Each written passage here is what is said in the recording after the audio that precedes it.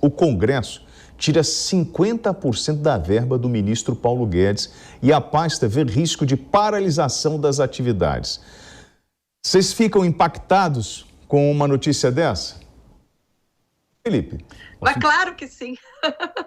50% de qualquer coisa é muita coisa, é a metade, né? Imagina. Bom, então vamos entender um pouco mais de que forma isso vai impactar e como Brasília, nesse momento de recesso, está lidando com isso. O deputado federal Marcel Van Hatter, do Rio Grande do Sul, só pode explicar para a gente essa redução da verba no Ministério da Economia? Olha, William, boa tarde. Boa tarde também a Bruna e ao Felipe. Boa tarde. Satisfação estar no ar com vocês. Pena para tratar mais uma vez de um assunto negativo que vem de Brasília, que é esse corte de 50% no orçamento do Ministério da Economia. Na verdade, houve cortes em várias áreas para atender interesses que são interesses eleitoreiros, né? Fundão eleitoral de quase 5 bilhões de reais, emendas de relator de mais de 16 bilhões de reais, sem a necessária transparência, né? E, claro, também aumentos que estão sendo prometidos para policiais federais. Gosto de frisar isso, porque são das carreiras que mais recebem hoje dentre as carreiras policiais do Brasil, então não se incluem os policiais estaduais nem guardas municipais nesse pleito que foi atendido pelo orçamento da União nesse ano, o que também acaba gerando um efeito dominó em outras carreiras que agora estão pleiteando aumentos salariais em plena pandemia. Então, tudo isso muito absurdo, um corte enorme, né, no orçamento da economia. É claro que ao longo do ano os créditos suplementares vão sendo feitos, mas não se justificam esses valores, né, que estão sendo repassados em ano eleitoral para outras áreas que não aquelas mais básicas que precisam fazer com que o serviço público possa andar no Brasil. Nós até vimos aqui, deputado, o veto do presidente em referente ao refis e chamou muito a atenção e nós ficamos questionando se isso seria a vontade do presidente ou uma recomendação do Ministério da Economia ou ainda um impedimento legal com algum artigo que poderia interferir aí para o presidente o presidente está distribuindo verba. Nós temos alguma configuração que implica esse veto? Olha, William, na verdade, a essa altura do campeonato, qualquer veto para refinanciamento tem justificativa na falta de dinheiro do orçamento. Nós vivemos uma crise que não é de hoje, uma crise permanente, e eu estava ouvindo mais cedo a Bruna falando, de fato é algo que depende da vontade política do governo, que preferiu furar o teto para pagar não apenas o auxílio necessário para as pessoas mais pobres, mas também para conceder recursos para as emendas de relator no ano eleitoral. O próprio fundão eleitoral, de algum lugar, tem que sair esse dinheiro. Nós estamos no meio de uma crise sem dinheiro suficiente em caixa, essa é a realidade ao longo do ano. Vamos ter que arcar com uma grande dívida para as gerações futuras e as reformas, infelizmente, paradas, né? Ainda mais, repito, em ano eleitoral, com maior dificuldade de andar. Bom, eu vou passar a palavra para os nossos comentaristas. Felipe Bueno. Deputado, muito boa tarde.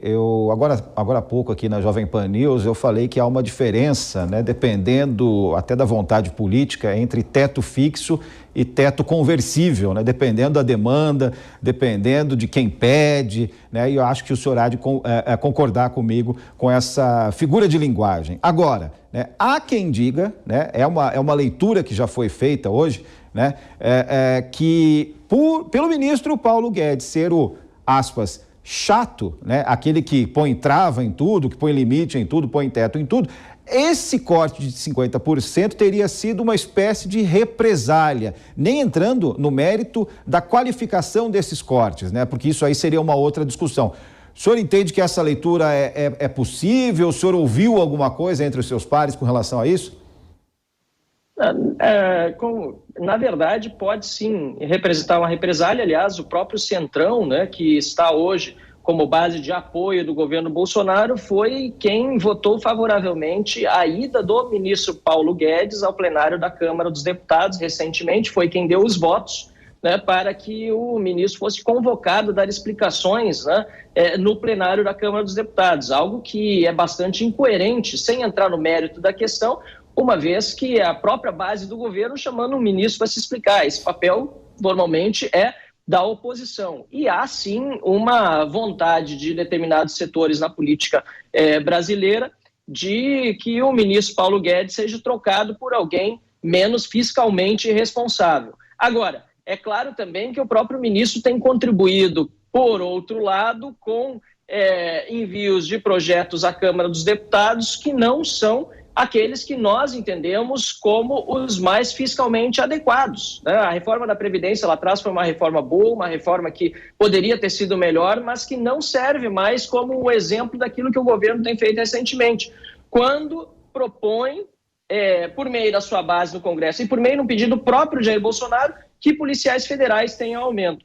E aí eu trouxe alguns dados aqui, Felipe, não sei se vocês me permitem falar sobre a questão dos auditores da Receita Federal e dos analistas, porque essa é uma questão que está também agora muito em alta, porque eles estão agora em operação padrão prejudicando o cidadão brasileiro. A gente tem fiscais da Receita Federal que recebem, um auditor fiscal recebe, depois de 3 anos de início na carreira, ele recebe R$ 23.208 de salário inicial e teve estabilidade durante a pandemia. Agora, Felipe, Bruna, William, estão pleiteando um aumento no valor do bônus que recebem, que para os auditores fiscais é de R$ 3.000 por mês. É um bônus supostamente de produtividade. Mas você sabe o que o auditor fiscal precisa produzir para ter direito a esse bônus? Nada. Nada, porque esse bônus é dado igualmente para todos os que estão na carreira. Claro, estão querendo uma regulamentação disso, que foi prometido lá atrás, mas essa regulamentação vai significar o quê? É óbvio, um aumento nesse valor de R$ 3.000. R$ 3.000 hoje representa, no Brasil, um auxílio emergencial de R$ 600 a mais do que a média do salário do brasileiro, que é de R$ 2.400. E o mesmo os analistas da Receita Federal estão pedindo, que tem salário inicial, depois de 3 anos de carreira, de R$ 12.142 e recebem R$ 1.800 de bônus. E tem mais do que isso. Além disso, 35% desse valor é o que cada aposentado dessas 2 carreiras recebe, ou seja, um auxílio emergencial de R$ 600 por mês para todo aposentado que é analista e em torno de R$ 1.000 por mês para todo auditor fiscal. Além disso, essas carreiras que atuam na fronteira, William, por exemplo, no estado de Roraima, em Pacaraima, o servidor que está nessa carreira pode solicitar um adicional de fronteira de R$ 91 por dia, que dá em torno de R$ 2.000 por mês. Esses que estão lá na ponta, na fronteira, trabalhando agora em operação padrão, estão prejudicando, parando 200 caminhões na fronteira com Venezuela, que levam consumo, que levam, aliás, mantimentos e produtos para o povo mais pobre da América Latina, retendo as exportações brasileiras lá, pedindo um aumento em cima daquilo que já ganham hoje. Então isso me deixa bastante indignado com a situação que a gente está vendo, porque essas pessoas estão dizendo, esses servidores, que estão largando os seus cargos. Na verdade, estão exonerando dos seus cargos de confiança, porque eu não vi ninguém se exonerando da carreira para buscar uma oportunidade de iniciativa privada. Eu ouvi atentamente agora mais cedo, para concluir, o representante dos bares e restaurantes, eu anotei o nome aqui, o Percival Maricá, dizendo que 30% dos negócios fecharam durante a pandemia. É o dinheiro dos impostos pagos por aqueles que restaram e que estão endividados, como muito bem vocês falaram, que está bancando o salário de quem teve estabilidade. E querer aumento nessas condições, eu não posso concordar. Mas eu vou falar uma coisa muito sincera para o senhor, deputado. É o seguinte, a culpa não é dele. Ele, quando entrou, a regra do jogo já era essa. Nós, ou melhor, os senhores legisladores que precisam mudar essa regra do jogo. Não é isso? Concordo 100%, William. É o que nós estamos trabalhando para fazer. Agora, no momento em que nós debatemos uma reforma administrativa no Congresso, me dê um sindicato que está disposto a debater reforma para melhorar isso, para tirar os penduricalhos, tirar os privilégios. Não, tudo bem, é R$ 3.000 de bônus, que a gente está dizendo que é bônus de produtividade, mas vamos falar a verdade? Isso é parte do nosso salário já. Nós não estamos ganhando por produtividade. Vamos então incorporar o salário e vamos tratar de produtividade e eficiência mesmo do setor público, que é o que a PEC 32 busca fazer na reforma administrativa. Você não vê um sindicato e muitos poucos servidores, eu quero até fazer referência a servidores, obviamente, interessados na reforma administrativa e que têm colaborado, mas muitos poucos servidores interessados em uma reforma que realmente bonifique quem trabalha bem. É isso que a gente precisa do serviço público, valorizar quem trabalha bem, valorizar quem tem experiência, quem está lá na ponta dando o melhor de si pelo Brasil, que passou no concurso público difícil para estar lá. Agora, tem muita gente que, por falta desse tipo de análise de desempenho, acaba se beneficiando de uma situação em que, olha, sinceramente, ser demitido do setor público é quase impossível. Isso para não falar nas outras carreiras, judiciário, por exemplo, onde o crime, né, cometido durante o exercício da sua função é convertido em aposentadoria compulsória. É uma piada esse tipo de coisa. Eu vou passar a palavra para a Bruna Torlai. Eu tenho um outro questionamento para o senhor, mas, Bruna, é com você.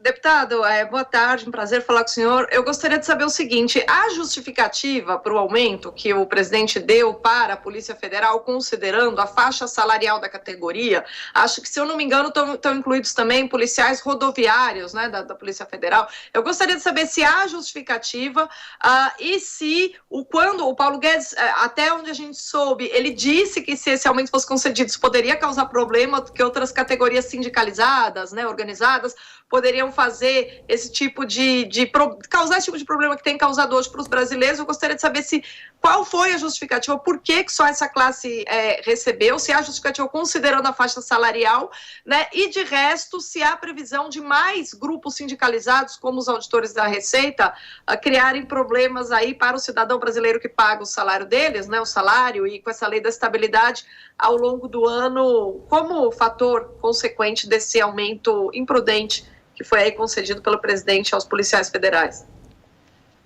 Olha, Bruna, o próprio presidente da República lá atrás, quando foi aprovada a PEC dos precatórios, tinha sugerido um aumento linear para todos os servidores públicos. Eu mesmo postei nas minhas redes, porque tinha gente duvidando dessa informação, né? Às vezes até mostrar o próprio presidente falando faz com que alguns não acreditem na sua fala. É uma coisa interessante que tem acontecido. E postei nas minhas redes, aí o pessoal viu que realmente o presidente tinha falado isso. Mas na hora da votação do orçamento, o presidente da República, Jair Bolsonaro, que é egresso, né, da carreira militar e que, ao longo dos seus mandatos de deputado federal, sempre defendeu essas corporações militares, ele, de fato, pediu aos deputados e senadores que incluíssem esse aumento para a carreira das polícias federais, incluindo, sim, as rodoviárias. Eu quero fazer um parênteses aqui, porque há aqueles que dizem que quando eu falo contra esse tipo de aumento, eu sou contra as polícias. Jamais. Aliás, o meu gabinete foi o que mais encaminhou emendas parlamentares para a área da segurança pública dentre todos os deputados e senadores do Rio Grande do Sul, para a infraestrutura, inclusive para a Polícia Rodoviária Federal aqui do Rio Grande do Sul. E tem uma relação excelente com os profissionais da segurança pública. O que eu não posso concordar é com essa atitude que foi tomada, tanto pelo Palácio do Planalto como pelos parlamentares. Não sei se não foi até estrategicamente pensada para gerar esse efeito nas demais carreiras do serviço público, de buscar privilegiar apenas alguns em detrimento dos demais. Eu me pergunto, onde ficam os profissionais da saúde, enfermeiros, médicos lá na ponta, que não receberam aumento nesse período de pandemia? A quem foi pedido também para que se apertasse os cintos, uma vez que quem está no serviço público tem estabilidade e não perdeu o emprego. Mais do que isso, não pôde nem ter o salário reduzido, porque o STF impediu que se aplicassem as mesmas regras que puderam ser utilizadas na iniciativa privada, inclusive no setor de comunicação. As empresas privadas puderam reduzir os contratos de trabalho em número de horas dos seus funcionários, com redução de salário, com auxílio do governo, aprovado uma medida provisória por nós, mas essa medida não pôde, por conta de decisão do Supremo Tribunal Federal, ser aplicado ao serviço público. Então, o que nós vemos é um desequilíbrio. Nós temos servidores públicos que, por mais competentes que sejam, e sempre deixo a minha palavra de elogio àqueles que fazem um bom serviço, recebem proporcionalmente mais do que quem está desempenhando as mesmas funções na iniciativa privada, principalmente quem está na elite do funcionalismo público, e não faz sentido, no momento de pandemia, ainda pleitearem aumentos ou reposições de privilégios que já deveriam ter sido extintos. Então, deputado, eu vou fazer uma pergunta pessoal. Falando em igualdade, em relação de trabalho e igualdade, um deputado federal tem hoje, se eu estiver errado, o senhor pode me falar, mensalmente um salário de R$ 33.763. Auxílio moradia, cotas para o exercício da atividade parlamentar, verba para contratação de pessoal, despesas com saúde, ajuda de custo, aposentadoria, cota gráfica. É isso? E aí eu pergunto ao senhor, quando nós falamos em reforma trabalhista, nós temos que mexer em todos os setores, inclusive nos deputados federais, estaduais, nos vereadores, nos prefeitos, e organizar toda esta casa? Excelente pergunta, sem dúvida. Tanto é assim que eu tenho feito a minha parte. Eu acho que eu não posso apontar o meu dedo para os outros sem ter feito dever de casa.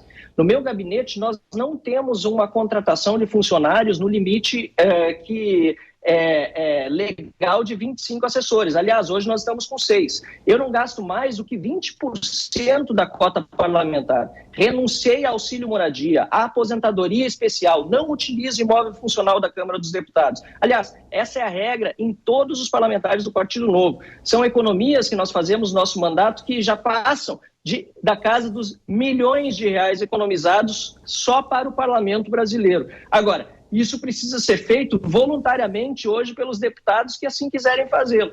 Infelizmente, a maior parte não tem feito a sua parte, e concordo com sua crítica. Por isso, o exemplo tem que vir de casa, mas se não vier, tem que vir pela lei. Uma parte nós já fizemos. Na reforma da Previdência, a aposentadoria especial para deputados foi extinta. Ela já não existe desde a reforma da Previdência. Quem tinha aderido lá atrás, repito, não foi meu caso, não aderi, mas quem aderiu lá atrás vai poder receber, mas quem não aderiu até a aprovação, a promulgação da PEC da Previdência, vai se aposentar pelo INSS, seja deputado ou seja senador. Mas concordo, tem que ir muito além do que isso. Deputados, promotores, procuradores, juízes, desembargadores, ministros, todo mundo tem que entrar numa reforma administrativa. E por isso nós sempre temos apoiado que se volte a discutir a PEC 32, reincluindo os poderes, e não apenas pegar quem menos ganha. Agora, isso não pode obliterar a discussão sobre os grandes salários e os privilégios. Nós aprovamos a lei que extingue os supersalários na Câmara dos Deputados, mas ainda falta o Senado dar a sua palavra final. Então, programas como esse, que estão sendo vinculados agora ao vivo para todo o Brasil, são importantíssimos para que as pessoas nos ajudem a pressionar o Congresso Nacional para fazer a sua parte e votar no Senado a lei que extingue os supersalários e na Câmara dos Deputados a PEC 32 da reforma administrativa com reinclusão dos poderes. Eu agradeço a gentileza da sua entrevista, a forma clara com que o senhor abordou os assuntos. Deputado federal Marcel Van Hatten, do Novo do Rio Grande do Sul, muito obrigado pela gentileza de atender o Top of the Hour, à Jovem Pan News. Muito obrigado, eu agradeço. Parabéns pelo trabalho de vocês. Uma boa tarde a todos. A hora certa.